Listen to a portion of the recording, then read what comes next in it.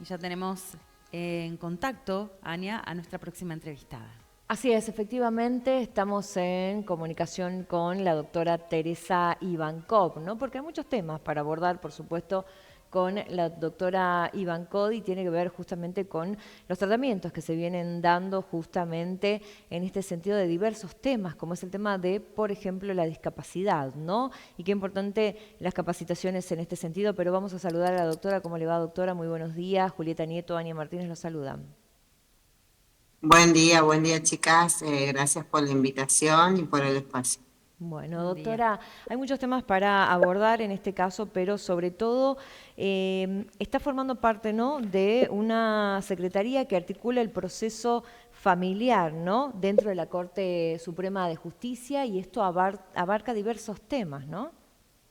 Sí, es un área de articulación creada, digamos, por el Poder Judicial, por la Corte Suprema de Justicia, que lo que hace digamos, colaborar a los jueces para dejar, digamos, que los judiciales o los procesos judiciales sean tan, digamos, tan inflexibles, ¿no?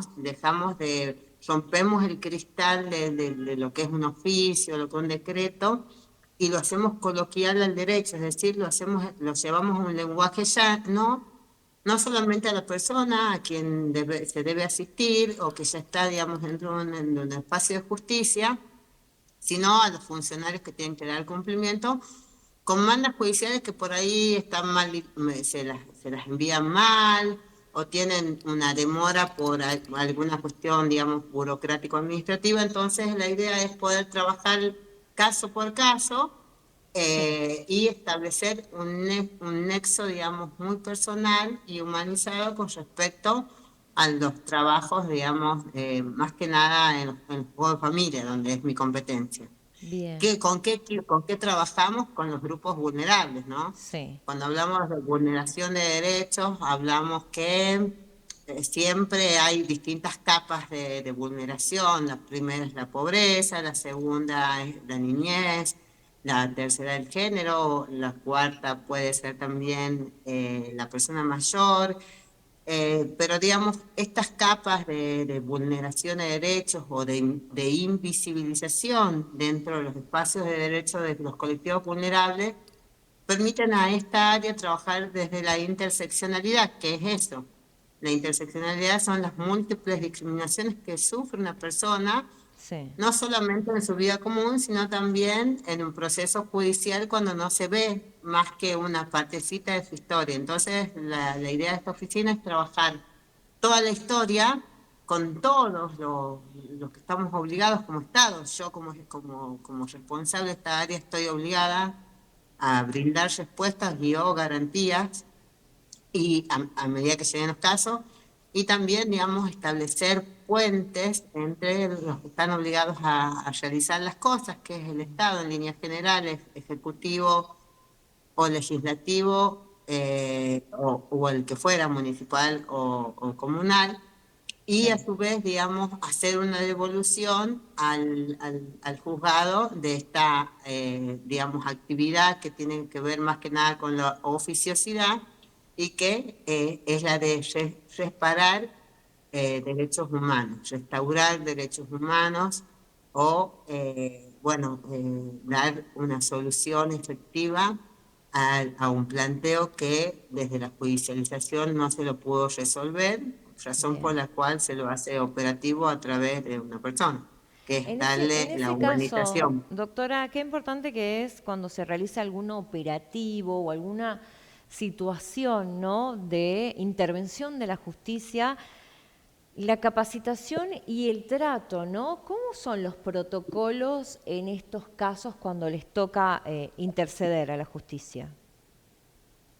Lo que pasa es que, digamos, en discapacidad, Aña, estamos armando protocolos que se presentan el 24 de mayo ante el Cupo de Familia. Sí, Y creo que lo primero, lo más importante, es que le está faltando al sistema de justicia, y voy a hablar en particular al penal, es la empatización, es la sensibilización en materia de discapacidad, ¿no? Voy a tocar este tema porque, digamos, yo hace muchos años trabajo y cuando protocolizamos algo, en la primera escucha o en la demanda o cómo se plantea un caso, si no hay una mirada, digamos, empática, pero formada en las temáticas de derechos humanos o de discapacidad en el caso puntual, Sí, cometemos grandes errores, ¿no? Hay un sí, prejuicio, hay una situación, digamos, de indefensión porque se invisibiliza y a lo largo del proceso la persona no sabemos o no estamos casi seguros de que esté entendiendo por qué está en ese proceso, ¿no? sí. Entonces, lo que vos decís es importantísimo, así como yo también insisto que los medios de comunicación también tienen la obligación de empatizar con esta temática porque la discapacidad es transversal, trasciende a todo el mundo y la buena práctica nos suma, ¿no? Una sociedad que incluye, que donde lo diverso siempre suma, esto lo voy a decir porque tengo 30 años trabajando en esto. Sí. eh, Cuando sacamos las connotaciones negativas, cuando sacamos el lenguaje peyorativo, cuando sacamos el no puede con el sí se puede, bueno, ahí es donde nosotros podemos transformar la vida de alguien y también a la sociedad y, ¿por qué no?, a los sistemas de justicia. Así que bueno, sí, el protocolo se presenta el 24 bajo el Bien. estándar internacional del principio de la no discriminación y de la obligación, porque es un derecho, del ajuste de procedimiento. Así que ojalá, bueno, sea bienvenido por los jueces de familia. Qué importante, ¿no? Esto, doctora, porque bueno, también uno piensa que son muchas instituciones que intervienen, ¿no? Más allá de la responsabilidad de medios de comunicación que tenemos, hay muchas instituciones que intervienen y que en muchos de los casos no saben cómo proceder, ¿no? Y como hablamos en el caso de la policía, por ejemplo, que tienen que acompañar a la justicia cuando hay alguna situación extrema, ¿no?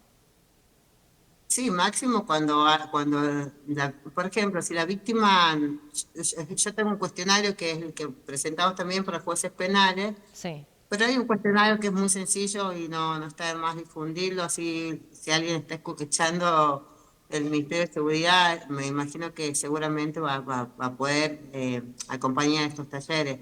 Un cuestionario previo para saber si tenemos una persona con una discapacidad psicosocial en un robo, son preguntas fáciles.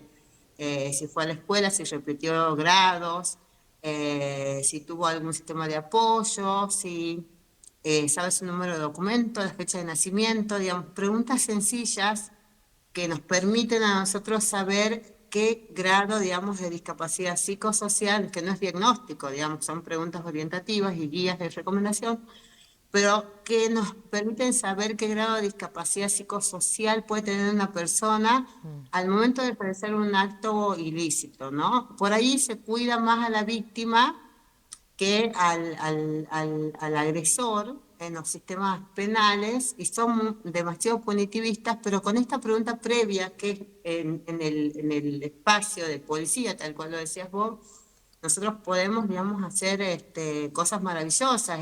Es un cuestionario muy sencillo que se los enseñamos, es que sí, por ahí muchas veces, si se permite, digamos, en comisarías, acompañar al funcionario que va a hacer estas preguntas al momento de la detención de alguien. ¿Por qué? Porque hay que ajustar el procedimiento, digamos. No podemos dejar a una persona con discapacidad psicosocial en una celda común porque Mm. está en una mayor vulneración, porque, digamos, la persona con discapacidad psicosocial, digamos, es más confianzuda, es más manipulable, corre más riesgo porque no entiende los códigos, porque de verdad que no los entiende, muchas veces no saben leer y escribir o no tienen comprensión del texto, también cuando firman sus derechos, si no hay alguien que facilite la comunicación, es casi imposible no violar derechos humanos. Así que, digamos, estamos trabajando con todas estas propuestas, que son propuestas que tienen que ver con recomendaciones y con trabajos que son territoriales, ¿no?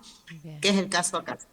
Doctora, hace algunos días se ha dado a conocer que hay un decreto que de alguna manera va a desregular el sistema, ¿no?, único de prestaciones básicas para personas con discapacidad. Ha encendido muchas alarmas en este sentido.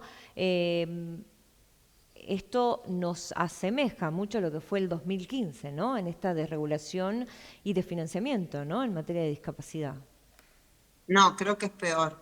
Creo que es peor porque, digamos, este documento, que es un proyecto que ya se subió en el boletín oficial el 8 de mayo, se conoció, digamos, por la comunidad de organizaciones de personas con discapacidad el 10, y Sí, que pretende, digamos, el director de la Agencia Nacional de Discapacidad, pretende desregular el nomenclador único de prestaciones básicas. Yo voy a hacer, no quiero ser muy técnica, así que les pido a las dos que me ayuden, como sí, buenas periodistas, a ver si se entiende. La ley 24.901 es una ley que protege en forma integral todas las prestaciones médico-asistenciales de las personas con discapacidad, ¿no? sí, Esta ley está vigente desde el año 97, razón por la cual, digamos, si bien tuvo muchas reformas, la ley da una cobertura integral. Pero ¿qué dice la ley? Digamos, en ese momento, hablamos de su decreto en el año 98, estamos hablando de casi más de 20 años atrás, ¿no? sí, Eh, Casi 30, digamos. En su artículo 2 y en su artículo 7, la ley preveía en su momento, imagínense, digamos, ese momento de la Argentina, que digamos, las prestaciones que debía cubrir tanto PAMI como Incluir Salud actualmente, que era PROFEN en su momento, debían estar reguladas en formas independientes o a través de cajas independientes que sí. no provenían de la superintendencia. Pero ¿qué propone ahora el nuevo proyecto?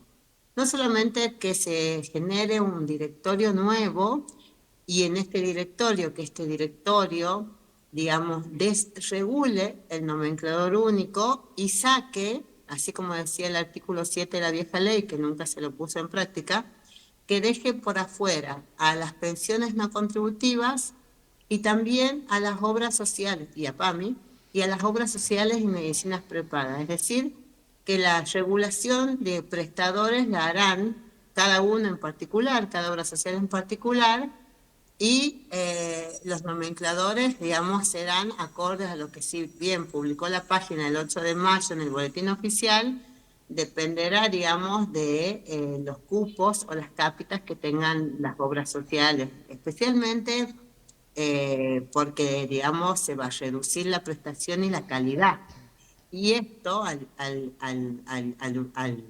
quitar la unificación del nomenclador, hace, bueno, que cada uno se regule en forma autónoma y que decida cuál es el cupo, cuál es el límite de prestaciones que va a dar, lo que es un gran retroceso en la discapacidad, porque no solamente no se le va a pagar al prestador, sino que muchos niños que están atravesando terapias, digamos, que son importantísimas en la primera infancia, para poder, digamos, insertarse socialmente, tanto en el ámbito educativo como en el ámbito o en su entorno social, pueden ver, digamos, desmejorado o pueden ver que sus derechos van a ser disminuidos en razón de una cuestión netamente económica, olvidándose la Agencia Nacional de Discapacidad con esta regulación del 8 de mayo de que se trabaja con personas, ¿no? Y que el derecho a la salud va más allá de lo de lo que son los derechos económicos, sociales y culturales. Y Está que, por arriba todo de esa escala, y que ¿no? en muchos de los casos, doctora, estas personas van a trasladarse a la salud pública y la salud pública en Argentina no está preparada, ¿no? Justamente Exacto. para abordar este tipo de situaciones. De hecho, Tucumán es un ejemplo claro, ¿no? Claro, imagínate en Tucumán, si nosotros para poder sacar turnos oportunos en causas ya judicializadas, tenemos una demora de 2 meses en turnos. Por ejemplo, un neurólogo, imagínate en una Claro. terapia en donde un niño debe ir todos los días a un centro de estimulación temprana, o a cualquier tipo de prestación, o a la inclusión de maestras integradoras cuando tenemos, digamos, un recurso humano escaso y también una finitud económica en la provincia, en líneas generales. Entonces, esta desregulación quita absolutamente de derechos ya adquiridos por las personas con discapacidad. Cuando, digamos, en el 98 no se aplicó ni el artículo 2 ni el 7 de la ley de la 24.901, era porque se priorizaba el acceso a las prestaciones de todas las personas con discapacidad para que tengan una mejor calidad de vida. Hoy retrocedimos casi 30 años atrás, porque, digamos, no va a ser lo mismo tener PAMI, ni que hablar de incluir salud o la obra social, que pueda tener una cápita o no acorde a los valores estandarizados que va a dar, si bien lo va a dar el directorio de la Agencia Nacional de Discapacidad, ellos mismos también crean su reglamentación, o sea que queda a criterio muy discrecional cómo se van a dar las prestaciones ahora. Y sí, estamos hablando de una emergencia en discapacidad o la desaparición, digamos, de la prestación como prestación de derecho humano esencial en materia de los reconocimientos de rehabilitación y todo lo que significa un ambiente saludable para una persona con discapacidad y su entorno familiar. Doctora, ¿y hay algo que se pueda hacer? Supongamos que este decreto sale con este poder de decreto, digo, ¿hay algún amparo, algo que se pueda hacer legal como para morigerar esta decisión? Y yo creo que debería dar un paso atrás. Igualmente ya está publicado el 8 de mayo, se publicó el proyecto en el Boletín Oficial de la Argentina. Van a llover amparos, como está pasando con medicinas prepagas, y creo que esto no es bueno, porque no todo papá o no toda familia de una persona con discapacidad tiene, digamos, el ingreso para judicializar. Razón por la cual yo creo que la acción colectiva debe ser una instancia que debe proponer la Defensoría del Pueblo de la provincia de Tucumán. Eso le iba a Amparo decir, colectivo. doctora, en este Yo contexto, creo que si hubiera existido el INADI, ¿podría llegar a interceder? Es contrafáctico, pero digo, en estas cuestiones, ¿podría interceder INADI si existiera? el INADI tenía dictámenes no vinculantes, pero si uno hace un amicus curiae, que también es otra figura del derecho, en conjunto con la Defensoría del Pueblo, que sí tiene esta competencia, lo vimos en planes de ahorro, lo vimos en el tema de DET, porque competen a un colectivo enorme. Yo creo que si se le plantea esto al defensor, lo debería hacer, ¿no? No es que lo puede, lo debería hacer. El tema es que al ser en su mayoría PAMI, pensiones no contributivas y las obras sociales, obras sociales que dependen, digamos, de nación, esto va por la vía del federal y debería haber un convenio entre el defensor del pueblo de la provincia y el de la nación para instar la política pública de convenios y el amparo colectivo. O sea que hay un alto grado de desamparo, ¿no? A las personas que tienen familias con discapacidad. Hoy sí, lamentablemente, también a los prestadores que están con algunas deudas del año pasado sin el pago, por ejemplo, en transporte, ahí hubo una manifestación, pero también vemos la ausencia de maestras de apoyo o sistemas de apoyos educativos porque